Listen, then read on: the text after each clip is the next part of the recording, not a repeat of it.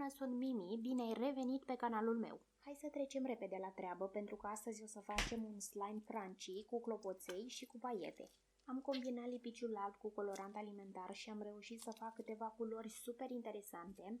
Sticluțele cu colorant alimentar le-am luat din Auchan, este în jur de 5 lei sticluța și aveți culorile de bază, roșu, galben și albastru. Moul l-am obținut din roșu și albastru. Uitați ce frumos arată împreună cele două culori, roșu respectiv maro.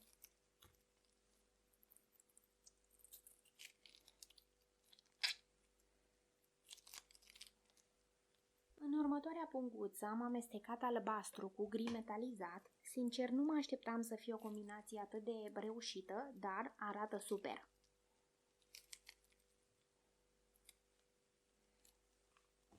O să pun și spumă de ras pentru a face slime-ul puțin mai pufos. Întotdeauna spuma scoate un zgomot foarte interesant. Ar trebui să o folosesc mai des. Să-mi spui în comentarii dacă ești de aceeași părere.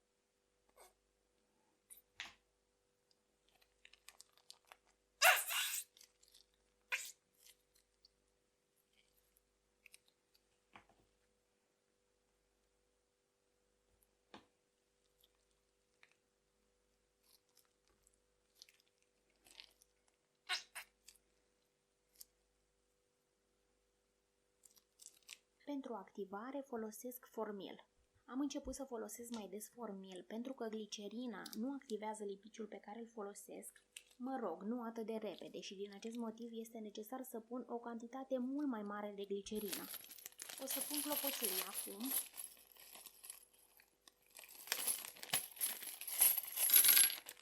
O să adaug și paietele.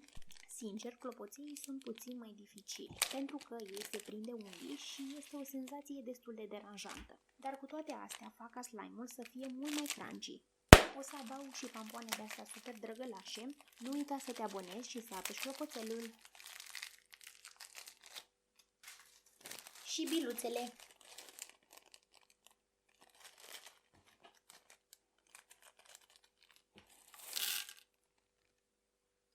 Acum o să omogenizez totul cu această lopățică, pe care, apropo, am găsit-o în Pepco.